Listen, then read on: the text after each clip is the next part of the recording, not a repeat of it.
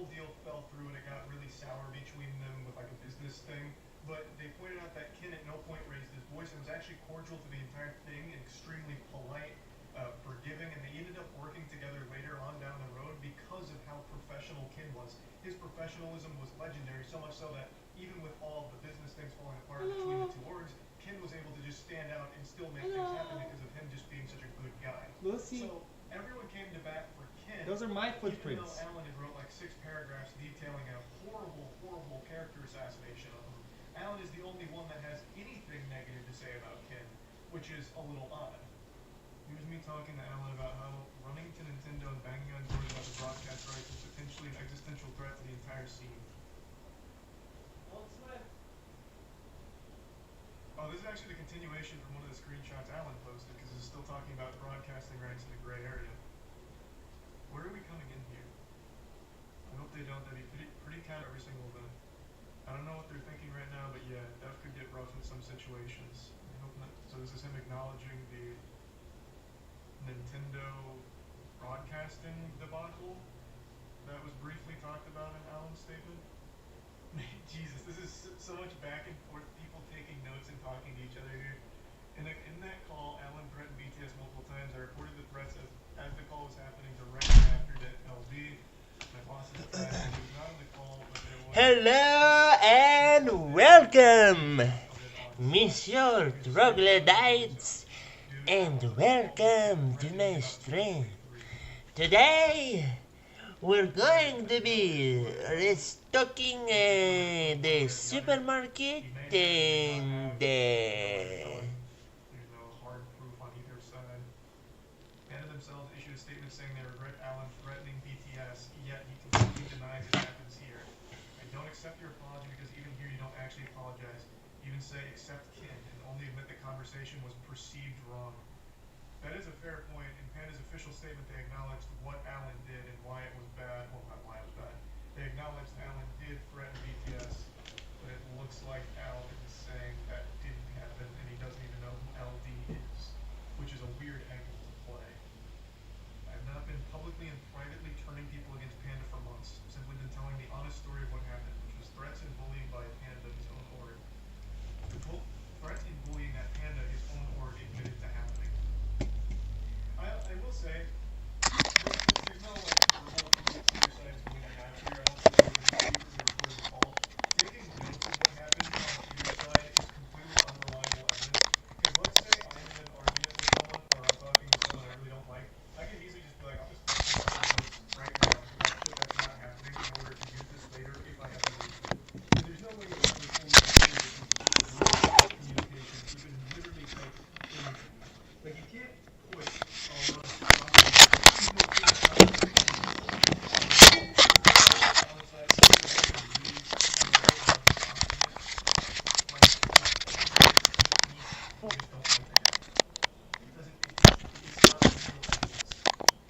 they would need like an unbiased third party to take those notes. Yeah. You literally need a witness there to transcribe accurately. But even to me, this says Alan tried to bully the other word. No. That is confirmed by Panda as well as multiple sources. Like that has confirmation. But what I'm saying is like the note taking of the conversations isn't evidence. Here's us to around the situation happening in March, which is why I didn't speak out earlier about this whole thing. I didn't want the entire community of pandas in order to suffer. Sounds like he is so desperate that he's trying to get Nintendo to bully TOs into working with Panda. Yeah, I don't think that can even happen though. And yeah, response is definitely a massive PR response, which gets the entire community to say fuck Panda and fuck Nintendo. Because Nintendo does actually care about public backlash, and this would be basically Evo. And this would be basically Evo 2.0. The biggest public backlash in history is shutting down every major TO's ability to sell sponsors and broadcast rights.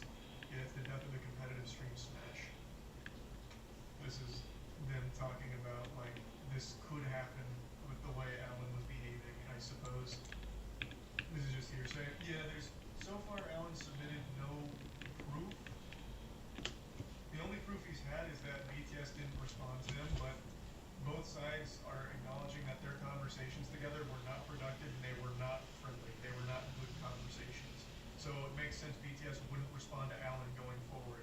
That's not really showing me anything. Their unwillingness to work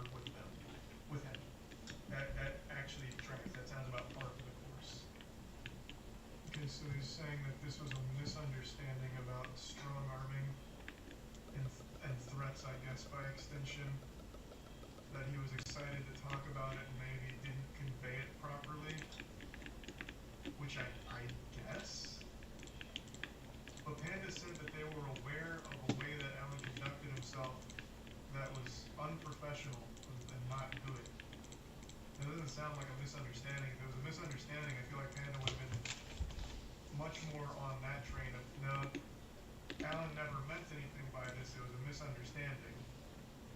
I feel like they would have defended that as opposed to just run with it. Like, yeah, we know Alan did something bad. And then, like, be dismissive. But they acknowledged it, right? But if it was a misunderstanding, I feel like they would have just said, like, no, this was a misunderstanding.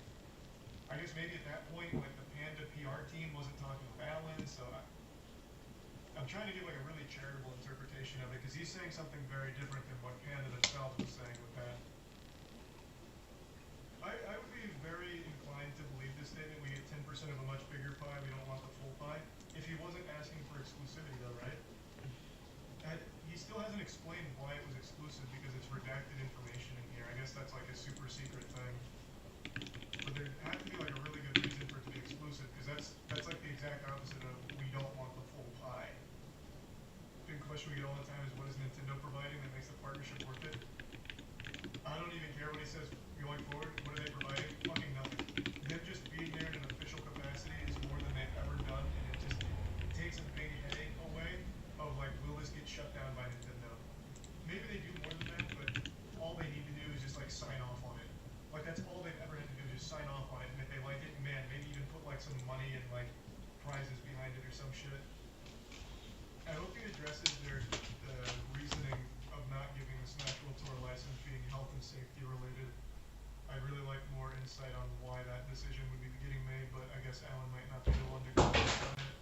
So in his closing remarks, I think there is a very real possibility that at some point along this journey, Alan really did want to do a good thing for the community, but just didn't execute it very well, and it came across as more pushy and shady, a bit sketchy, and could even be construed as being threatening. That's the impression that I get. All the TOs seem to think that Alan has never really had the community's best interest at heart, but again, this is all hearsay.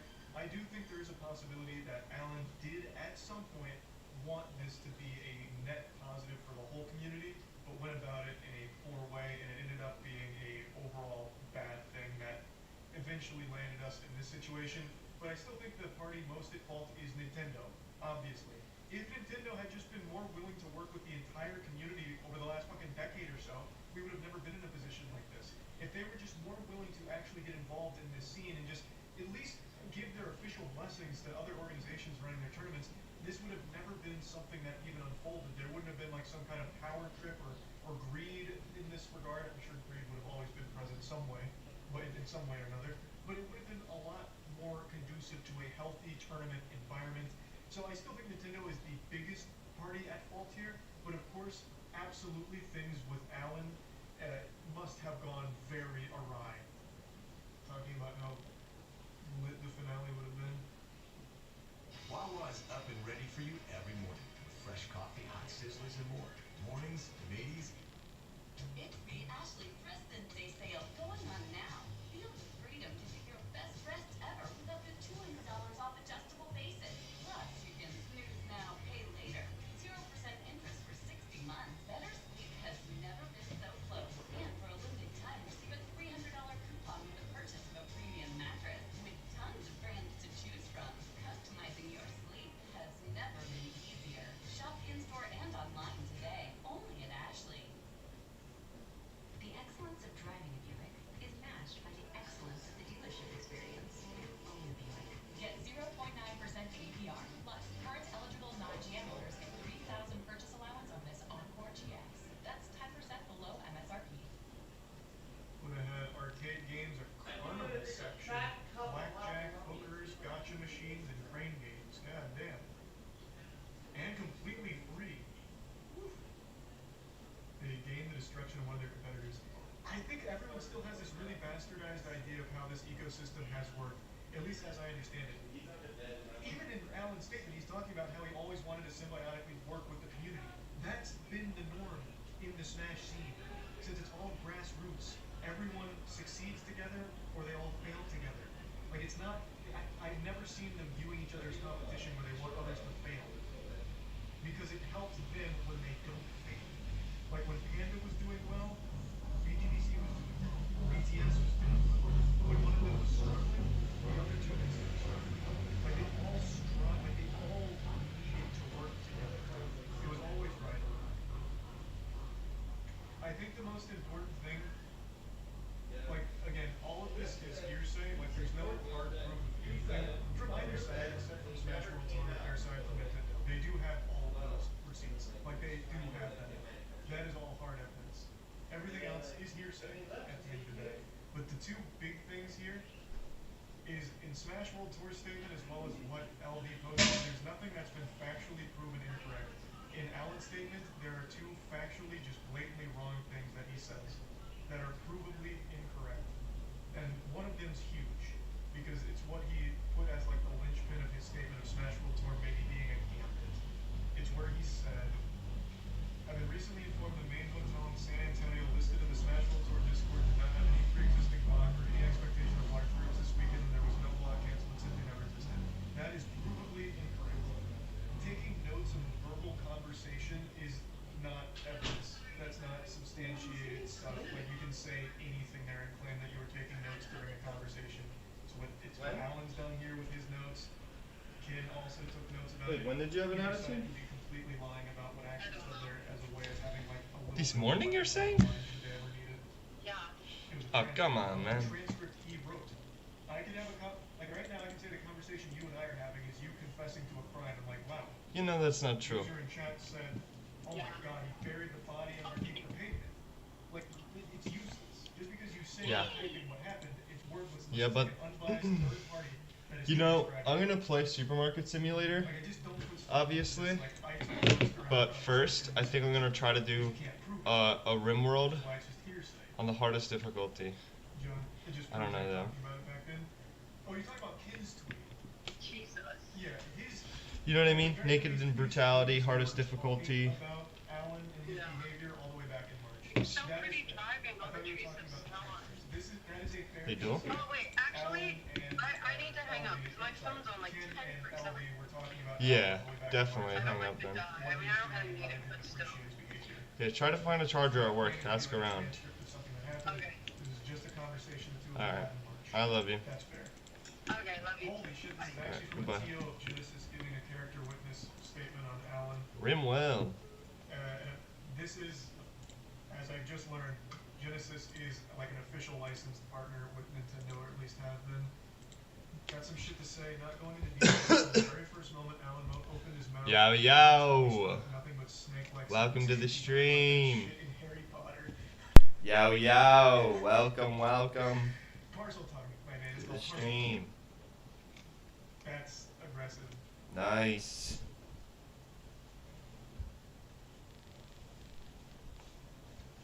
Again, this is all hearsay, but I think it's important to note, every TO so far has only had negative things to say about their interaction with Alan. There has not been a TO to come forward as like a positive character witness for Alan yet. There's no evidence, but this is like the 9th or 10th TO to share very similar experiences. In one call, it was confirmed that he was to be the licensed broker for the whole scene. This has the potential to be really, really bad for everyone. That means eventually, if you wanted to, you would have to be part of the Panda Cup to get a license, one person having the keys. If that's true, that is a massive problem. Obviously for the reason he points out, but also if he just doesn't like you, he never has to grant you that license. And thus, if the time of unlicensed events is truly behind us, like Nintendo said in their call with Smash World Tour, if all that's true, then that means you would not be able to run events without Alan's blessing as the licensed broker. You can go on, but generally most of the shit he's saying in that 31-page garbage tweet is a lie. It's riddled with manipulative ways of speaking, and it's just more of what I expect of a guy who thinks he's the fucking savior of Smash. This is, I guess, an important perspective because he is the TO of a very big event that is also licensed by Nintendo and was not even mentioned in Alan's tweet, or in Alan's statement. Thus, he was not put on the defensive. He didn't need to say anything. He wasn't forced to say anything. He's doing this because he felt so strongly situation. He had absolutely no stake in this other than just wanting to come out here and give his take on how he feels about it based on how he's talked with Alan. So this, I think, is a pretty big one. Here's the other main TO for Genesis statement. Damn, everyone's coming forward with statements now. I mean, this was a bombshell from Alan. Even though there was no evidence, it was still a very huge thing for the community.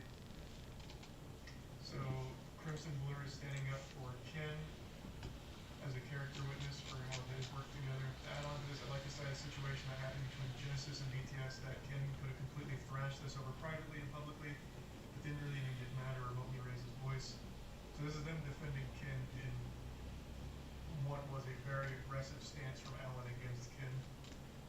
So this isn't him so much talking about Alan here, it's more just defending Ken, which pokes holes in Alan's interpretation of Ken, posting it as some kind of like boogeyman in the scene. It's such a fucking shame, man. At the end of the day, I still think the biggest villain is Nintendo themselves. Had they just been more receptive to working with the community a decade ago, we would have never been in this position to begin with. It would have never happened. There would be no power trips. There would be no hearsay, no he said, she said shit, no potential misinterpretations, no bad blood. Everyone would be on the same goddamn page. It would have been so fucking simple. I spent over 2 years working with Ken in an office, never heard him yell or be out of line in even our biggest disagreements. Ken actually taught me a lot about being level-headed and evaluating tough situations with care, especially in meetings / BD initiatives. The amount of people coming out to defend Ken's character speaks volumes. Alan seems to be the only one with this view of Ken. No one else has come forward to corroborate Ken being an asshole. So that pokes doubt in that entire section. Because again, it's all just hearsay. Even like the character witness statements are just them giving their own anecdotal proof. But there's so many of them, whereas Alan is just one. And for what it's worth, I have also talked to Ken. Since having voiced esports and being more intertwined with the community, I have also talked to Ken, and I have nothing but a positive experience with it as well, but I don't know him to the same level as everyone else. More and more OG members of the community come out to talk about Alan being a snake makes it harder and harder to believe a word he says. Exactly. At the end of the day, it is all hearsay, but with so many people all saying similar things about their interaction with Alan, and so many people coming together on Ken's side about how his interpretation and Alan's document makes no sense based on the years they spent working with Ken, I really think that speaks a lot. The question now is, does Nintendo go this on licensed evidence? Unlicensed evidence, I fucking would not. Ideal circumstances, this whole situation is a big scar on the Smash community, but it heals with Nintendo taking the first step saying, this is a mess. Boys, we done made a big wall. It's gonna be hard.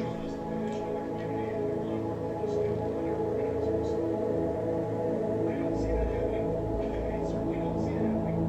But that would be a neat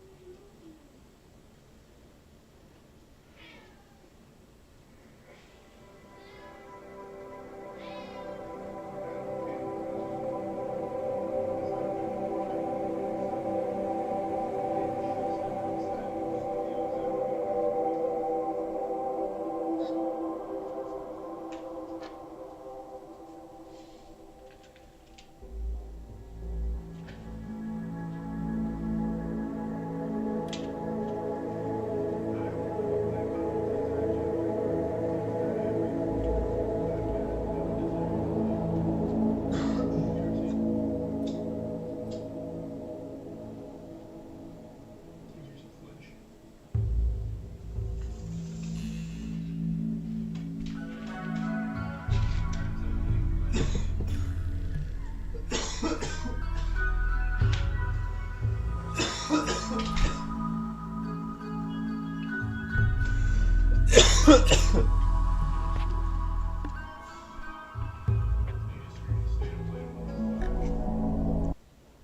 about it. Yeah. Probably. Maybe. I don't know. We'll see. Is it another like 30-minute presentation? Because it's only like half an hour until.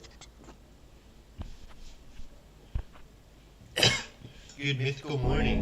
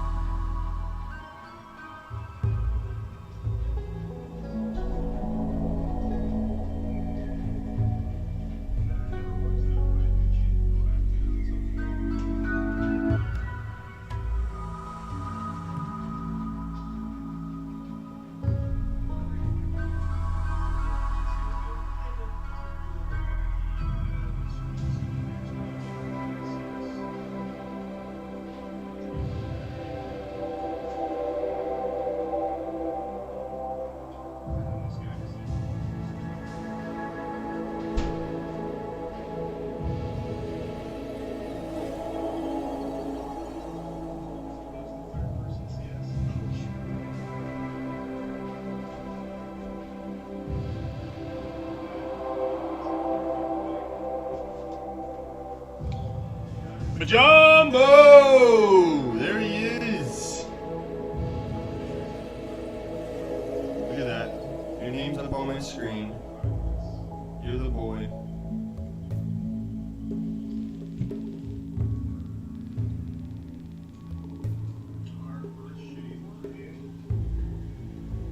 What are you saying, dude? What are you saying?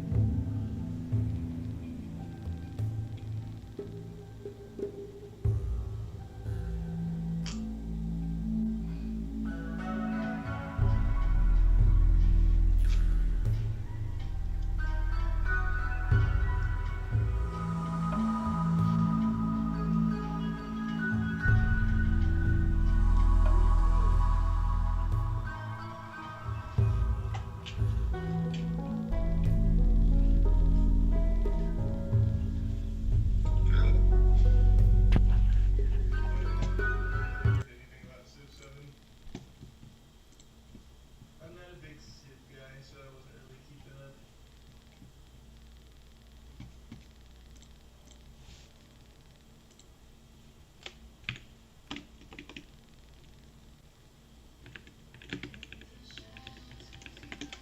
That's gonna be a deep save. Whoa, wait a minute. Just looking at this image, this may be porn. I don't know why I bothered putting it on the other monitor. I have the display behind me off so you can still see it. Should be fine now.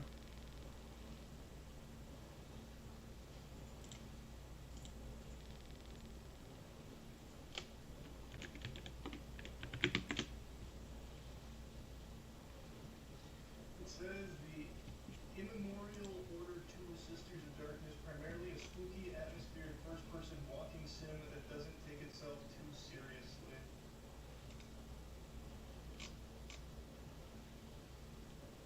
I don't see any, like, booties.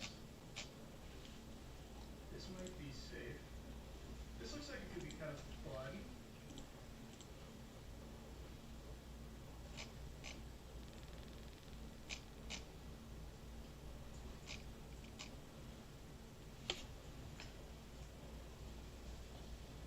There's no nudity tags on it or anything either. I think we're good. Alright, we're gonna try this. Hold on 1 second. Okay, buy it. I'm still here, just buying something.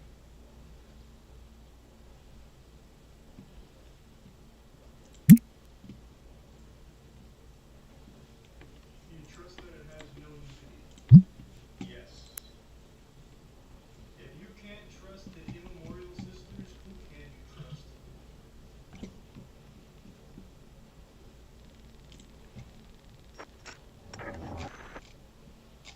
That is most likely AI art.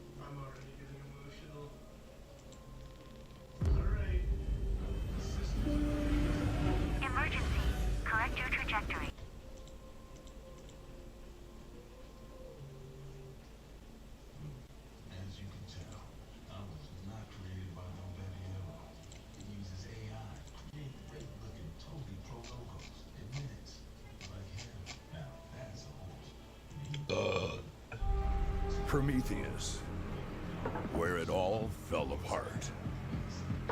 The moment you arrive, you'll be fighting for your life. From purple skies to reeking marshland as far. Good genes run in the family. Okay. When you get them at Kohl's. Okay. Now save with a Kohl's card from Devin McCorn.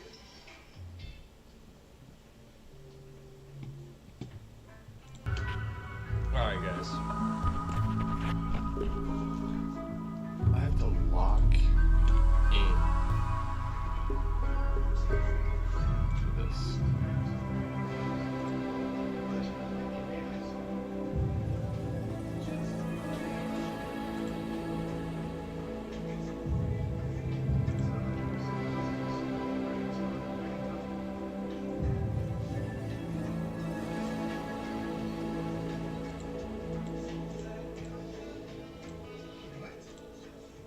Wait, what was that? What did he just say?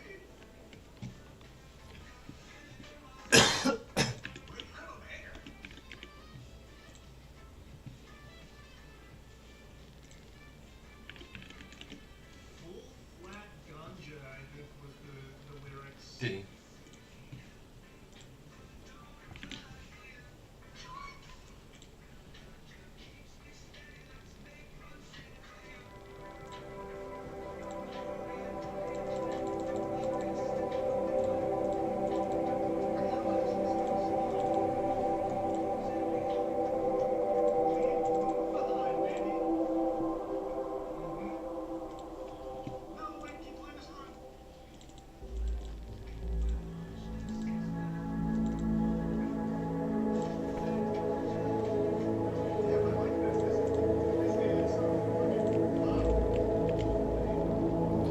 Alright.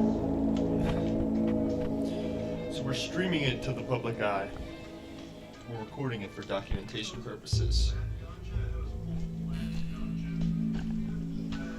Today is the day. Majambo, who are you? Alright.